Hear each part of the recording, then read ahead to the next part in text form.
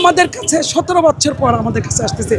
এর আনন্দের জন্য আমি ভাই হিসেবে আমি আর ঘরে থাকতে পারি না, আমি চলে আসছি। কাল ধর্ম বিক্রি করা শুরু করেছে, রোজার পূজাকে একই পাল্লাই এরা ওজন করা শুরু করেছে। ভোটের মাধ্যমে তাদেরকে বুঝিয়ে দেব ইনশাআল্লাহ। সারা বাংলাদেশের জন্য একটা ইতিহাস, অবশ্যই ইতিহাস, এবং এই ইতিহাসটা তো কতদিন থেকেই শুরু হয়েছে।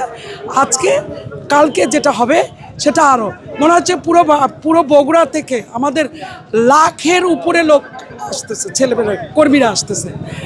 আমাদের এটাই আনন্দ, যে সবচেয়ে বেশি আনন্দ আমাদের ভাই, আমাদের সন্তান, আমার ছেলে, বগুড়ার ছেলে, হ্যাঁ, এ আমাদের কাছে 17 বছর পর আমাদের কাছে আসতেছে।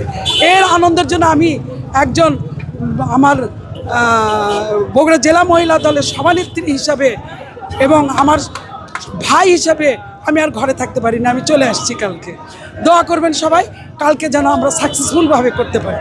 সবার কাছে, বাংলাদেশের সবার কাছে এই দোয়া, এবং আমরা যেন সবাই দোয়া করবেন। আর বিএনপির মধ্যে পার্থক্য এটাই, 47-এ এবং 71-এ তারা ছিল দেশ বিরোধী, তারা এই দেশকে স্বাধীনতা চায়নি। এই দেশের যারা স্বাধীনতা চায়নি, আমার বিশ্বাস এই দেশের জনগণ কোনোদিন তাদেরকে ক্ষমতায় বসাবে না। এটা অবশ্যই আমরা বাংলাদেশের জনগণ বিশ্বাস করি। পাশাপাশি 86-তে 96-এ যে বিশ্ব বেইমানি করেছে, এই বেইমানির বিচার অবশ্যই ভোটের মাধ্যমে জনগণ দিয়ে দেবে ইনশাআল্লাহ। এবং